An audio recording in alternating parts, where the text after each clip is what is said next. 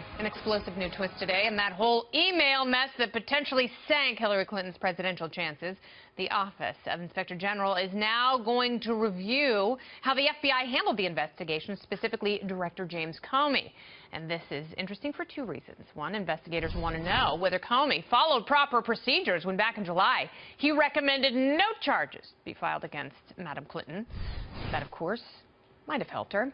But the OIG also wants to know if it was proper for Comey to announce he was reopening the case, or pretty much leaving it open, just 11 days before the election. That may have been the kiss of death for Mrs. Clinton's White House hopes. So what does this mean for Director Comey? Let me ask Fox News senior judicial analyst Judge Andrew Napolitano. Welcome back, Judge. Good to be with you, Kennedy. You are maybe the only person who said you disagreed with the way Director Comey came out on July 5th and laid out this elaborate case against Hillary Clinton, but then in very unprecedented fashion. It was strikingly odd that he, the director of the FBI, and not someone north of him on the Justice Department totem pole, made the decision.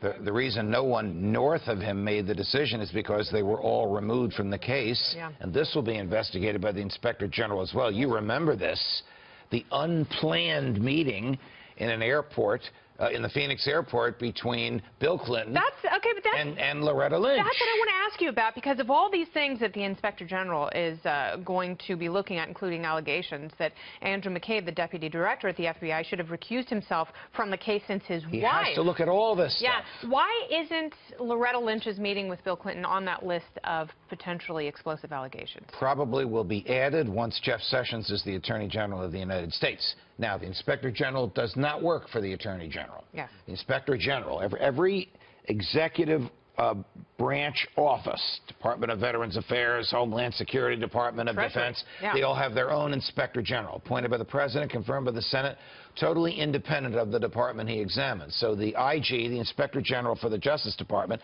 has his own FBI agents who work just for him. He will add the Loretta Lynch Bill Clinton meeting to the list of items to be examined. What provoked a lot of this, you can't keep good FBI agents down, was the release by angry, some would say rogue, FBI agents during the New York Giants Green Bay Packers football game on Sunday night of 300 emails that Mrs. Clinton sent to Sid Blumenthal. And why were these emails important? Because you spoke about this on the Outnumbered couch the next day. Because they contained state secrets. They weren't at the top secret level, but they were at the confidential and secret level. And we now know from FBI forensics, indisputably, Blumenthal was hacked by 3 intelligence services, 2 unfriendly, Russia, China, 1 friendly. Friendly hackers are friends of the Israelis.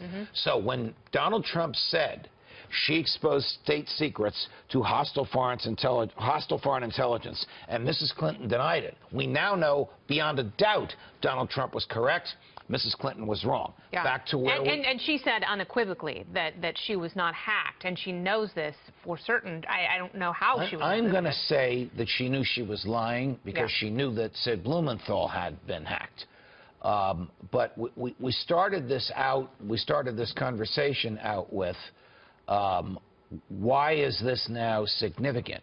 And what did I think of Jim Comey's decision on July 5? It's an entirely different case now, Kennedy, because one of the metrics the Justice Department uses when deciding whether to prosecute is, was there harm? Remember, there are harmless crimes that you and I think people shouldn't be prosecuted for. We now know there is harm in this case when secrets got in the hands of foreign intelligence agencies. And I guess the difference is, and unfortunately we're running out of time, is the FBI director said, you know, intent is a big ingredient in that stew, and you say you don't necessarily have to have intent to show there was harm. This is a rare federal crime. In my view, you should have to show intent in every crime, but this is the rare crime in which Congress says you don't have to show intent.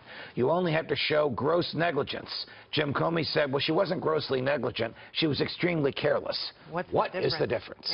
That's what I want to know. And hopefully we'll get to the bottom of this. It's not necessarily a political witch hunt. It's accountability, and we have to apply it to all sides as you do so definitely. Thank you very much, Judge. Pleasure. Good to see you.